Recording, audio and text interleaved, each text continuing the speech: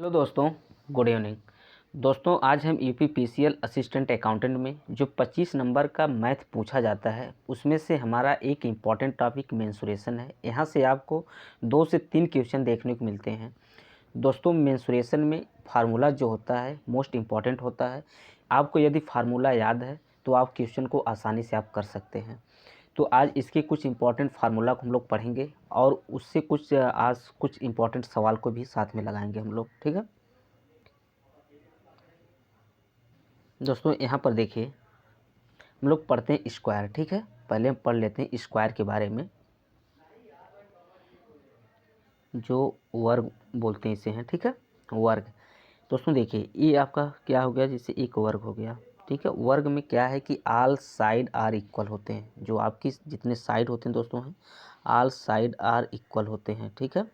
All side are equal होते हैं। इसके जो कुछ इंपॉर्टेंट जो फार्मूले हैं, सूत्र हैं दोस्तों, इसे आप ज़रूर याद कर लीजिए, लिख लीजिएगा कहीं पर। यानी इसका जो वर्ग का क्षेत्रफल होता है ए स्क्वायर होता है, इसे आप ध्यान रखिएगा, इसे लिख लीजिएगा। जो एरिया जो होती है दोस्तों है, हमारी एरिया जो होती है ए स्क्वायर होती है, ठीक। और जो हमारा परिमाप होता है, परिधि यानी होती है, एक होती है आपकी 4a होती है, ठीक है। जो परिमाप होती है ये कितना होता है, 4a होता है, ठीक। और आपका जो डायगनल यानी विकर्ण जो होते हैं, विकर्ण जो होता है दोस्तों है, ठीक, डायगनल जो होता है ये आपका कड़ी में 2a होता है, ठीक है। इसका ये इंपॉर्टेंट है, ये आपको 3 फार्मूला आप इसको थोड़ा सी अच्छी तरह से याद रखिएगा दोस्तों, ठीक है। इसे ज़रूर आप बढ़िया से याद कर लीजिएगा, ठीक। जैसे आपका देखिए ये डायगनल हो गया, ठीक है, इसे थोड़ा याद रखिएगा आप लोग, और इम्पॉर्टेंट है, ठीक।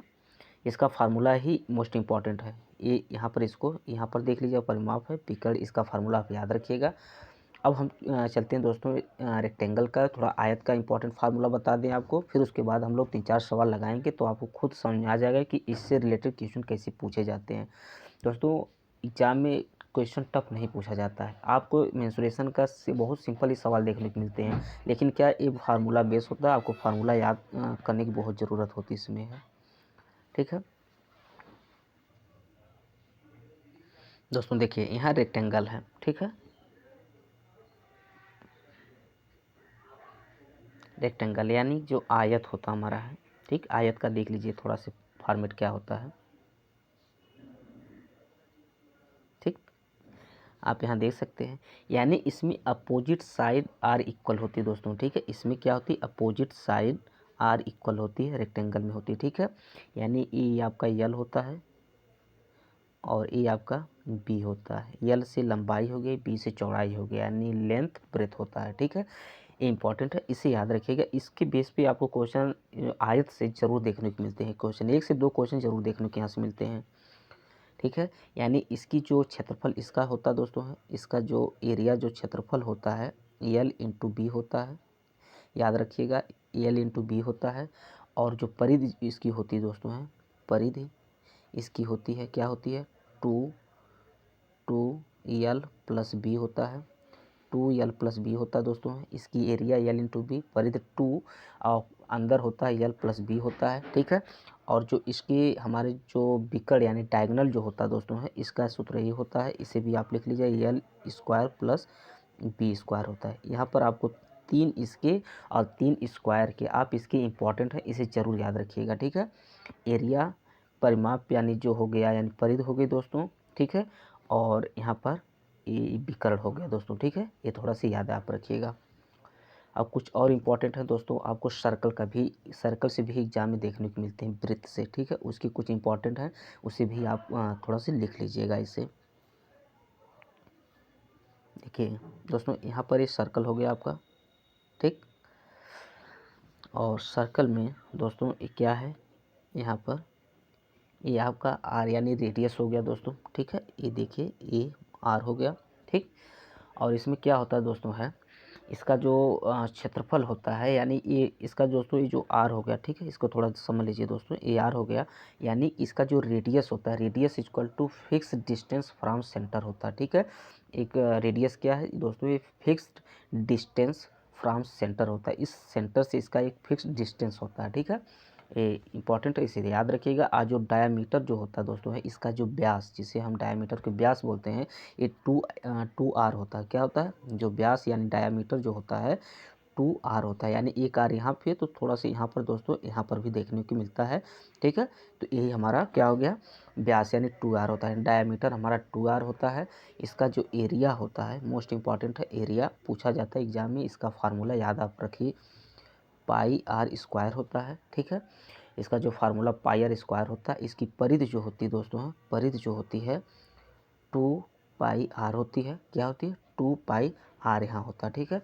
तो आप याद रखिएगा, जो वृत्त होता है, जो होता है दोस्तों है वृत्त यानी सर्कल जो होता है, इसका आप देख सकते हैं व्यास यानी 2r होता है, डायामीटर जिसे बोलते हैं, एरिया पाई आर स्क्वायर हो गया, परिधि आपकी दोस्तों, परिधि जो होती है ये 2 पाई आर होती है, एरिया पाई आर स्क्वायर होता है, और इसकी त्रिज्या जो होती है आर होती है। त्रिज्या भी लिख लीजिएगा, इसकी जो त्रिज्या जो होती है, त्रिज्या को हम आर से डिनोट करते हैं। त्रिज्या हमारी क्या होती है?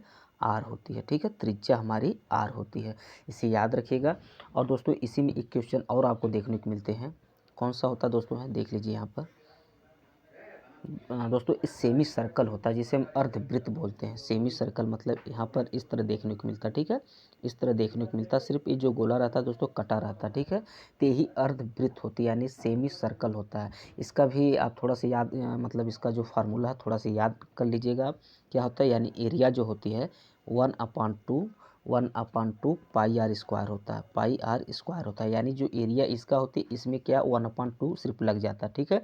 यानी 1/2 पाई आर स्क्वायर एरिया होती है, किसका होती है? सेमी सर्कल यानी अर्धवृत्त का।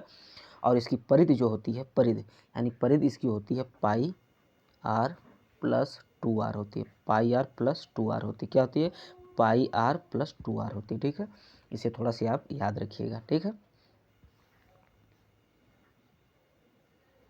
दोस्तों। और एक थोड़ा सी फार्मूला है, इसको भी आप याद रखिएगा। समलंब चतुर्भुज, ठीक है। समलंब चतुर्भुज का यानी ट्रेपेजियम का जो होता है दोस्तों, ये भी इंपॉर्टेंट पूछा जाता है। समलंब, ठीक है, समलंब चतुर्भुज का, ठीक है।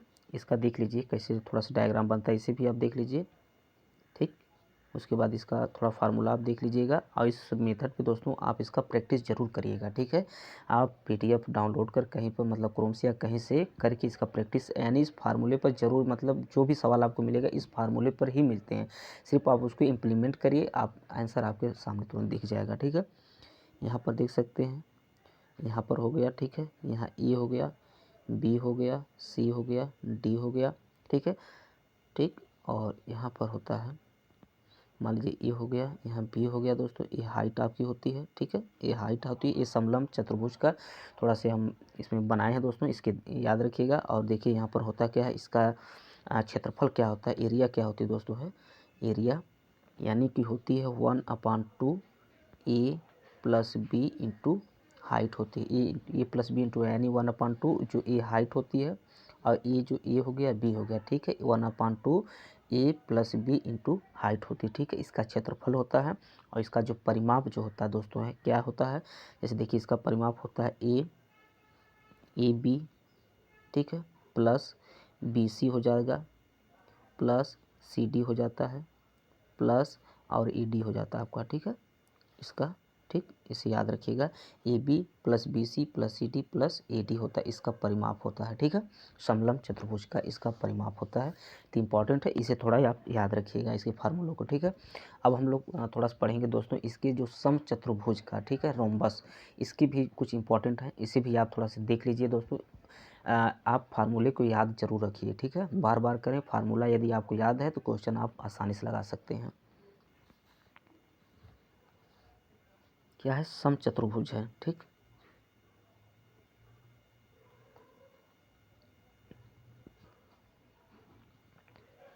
ठीक दोस्तों, ये समचतुर्भुज है, इसका थोड़ा सा आप देख लीजिएगा। देखिए बनता कैसे, थोड़ा सा है यहाँ पर, यानी कि दोस्तों ये होता है, ए मतलब ये जो डायगोनल मीट एट 19 डिग्री पर होता है, ठीक है। जो डायगोनल मीट करता है दोस्तों है, ये 19 डिग्री पर करता है, थोड़ा सा इसे याद रखिएगा, ठीक है।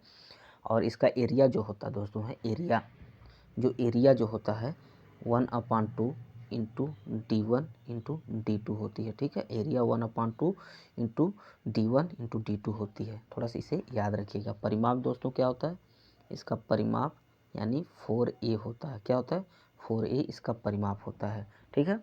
4A इसका परिमाप हो गया और एरिया जो होता है 1/2 D1/D2 होता है। मैंने और यहाँ पर जो डायगनल मीट 19 डिग्री पे करते हैं, यानी जो डायगनल यहाँ मीट करते हैं दोस्तों, आप देख सकते हैं यहाँ पर, यानी इधर से आप इधर से आप आते तो यहाँ मीट करते हैं 19 डिग्री पे। जो समचतुर्भुज में जो डायगनल मीट करते हैं वो 90 डिग्री पे। एरिया होता है 1/2 D1/D2 होता है। परिमाप होता है 4A होता है, ठीक है। अब कुछ इंपॉर्टेंट है दोस्तों, जैसे समबाहु त्रिभुज, ठीक है। इससे भी क्वेश्चन देखने को मिले हैं, उसका भी थोड़ा फार्मूला आप देख लीजिएगा।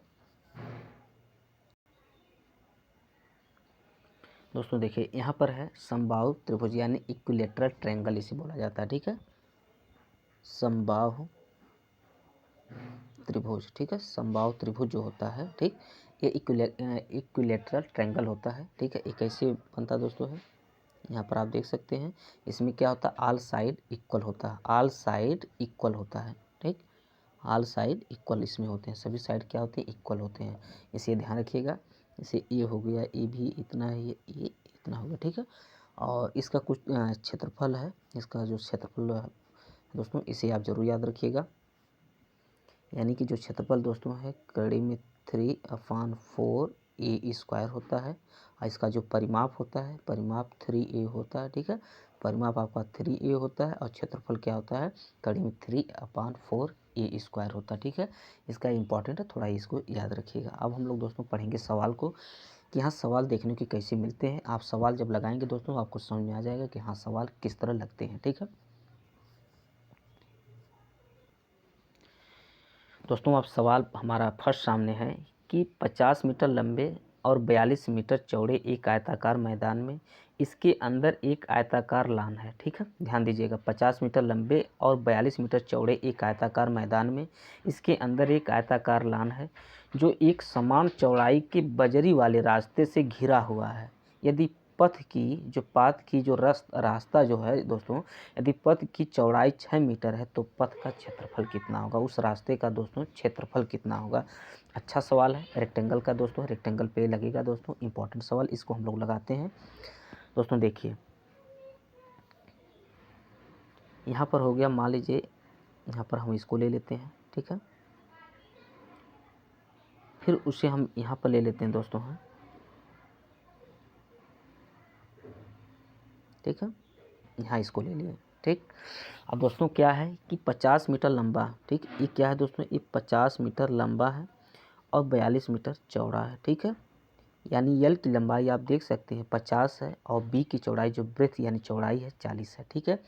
इसके अंदर एक आयताकार लान है, इसके अंदर क्या है, एक आयताकार लान है, ठीक है।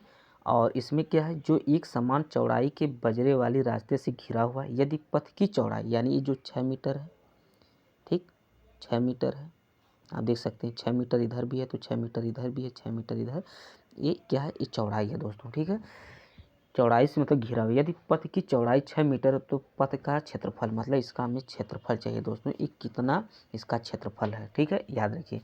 दोस्तों ऐसे सवाल को हम कैसे लगाते हैं, यानी इसका जो क्षेत्रफल होता है रेक्टेंगल का दोस्तों, इसका होता है L/B होता है। तो आप पहले इसका मल्टीप्लाई कर लीजिए, L/B, यानी जो रेक्टेंगल का जो एरिया होती है L/B होती है, ठीक है, L/B। तो हमारा कितना हो जाएगा, 50 × 40, हमारा कितना हो जाएगा दोस्तों, 2000 हो जाएगा, कितना हो जाएगा, 2000 हो जाएगा दोस्तों, ठीक है। अब हमें क्या निकालना है, इसमें से दोस्तों इसको घटाकर मल्टीप्लाई करके इस 2000 में से घटा देंगे तो हमें क्या मिल जाएगा, पथ का क्षेत्रफल मिल जाएगा दोस्तों, ठीक है। अब देखिए हम इसको कैसे निकालते हैं, यानी 50, यानी जो 6 मीटर इधर चौड़ा है, 6 मीटर तो इधर चौड़ा है दोस्तों, ठीक। इसमें से 12 आप निकाल दीजिए लंबाई, यानी जो 50 में से आप 12 निकालते हैं दोस्तों आपको कितना मिलता है, 38 मिलेगा। कितना मिलेगा, 38 मिलता है। कितना मिलेगा, 38 यहाँ से मिलेगा, यहाँ से 38 मिलेगा, 38 मिला। यहाँ से आप देखिए 6 इधर 6 इधर, 40 है, 40 में से आप 12 घटाएंगे तो आपको कितना मिलेगा दोस्तों, 40 में से, यानी दोस्तों यहाँ 42 दिया गया, सॉरी यहाँ पर कितना है, ये 42 है, ठीक है, ये 42 है। यहाँ पर ये कितना दोस्तों, ये 42 है, थोड़ा सा इसको आप ध्यान रखिएगा, कितना है, 42 है ना, क्वेश्चन में 42 दिया है, तो यानी कि 42 करेंगे तो 5 दूना 10, 5 चौक यानी 2100 हो जाएगा दोस्तों, ठीक है। यानी 2100 इसका आ जाएगा क्षेत्रफल, जो 2100 आएगा, ठीक है, इसे याद रखिएगा। और उसके बाद दोस्तों हमें यहाँ 38 मिला। उसके बाद यहाँ पर दोस्तों 12, यानी कि 42 में से 12 घटेगा तो आपको कितना देखने को मिलेगा? 30 देखने को मिलेगा। कितना? 30 देखने को मिला, यानी यहाँ 30 हो जाएगा। इसका मल्टीप्लाई आप कर दीजिए, कितना हो जाएगा? 3 वाट 24 के 4, 2 3 3 9 2 11, 1140 यहाँ देखने को मिला है, ठीक है। 1140 को 2100 में से यदि माइनस कर देंगे दोस्तों तो हमें क्या मिलेगा? यानी कि यहाँ 6 लास्ट में 6 आएगा, तो यानी हमारा आंसर जो होगा दोस्तों यहाँ पर 960 वर्ग मीटर हमारा इस पथ का क्षेत्रफल निकल जाएगा। तो दोस्तों आप समझ सकते हैं इसको कैसे निकाला जाता है। यानी जब ऐसा पूछे एग्जाम में कि इसके अंदर कोई चीज़ बना है तो पहले आप इसके बाहरी चीज़ का मल्टीप्लाई कर लीजिएगा, उसके बाद इसके अंदर के मतलब माइनस करने के बाद उसका मल्टीप्लाई करके फिर जितना इसका आ रहा है और इतना आने के बाद घटाने के बाद जितना आ रहा है उसको आप डिफरेंस निकाल देंगे, तो उसके बीच का जो रास्ता है जो भी रहेगा दोस्तों वहाँ का क्षेत्रफल आपको आसानी से मिल जाएगा, ठीक है। तो इम्पॉर्टेंट है दोस्तों, ऐसे सवाल आपको देखने को मिलते हैं एग्जाम में, ठीक है, इसे आप ध्यान रखिएगा।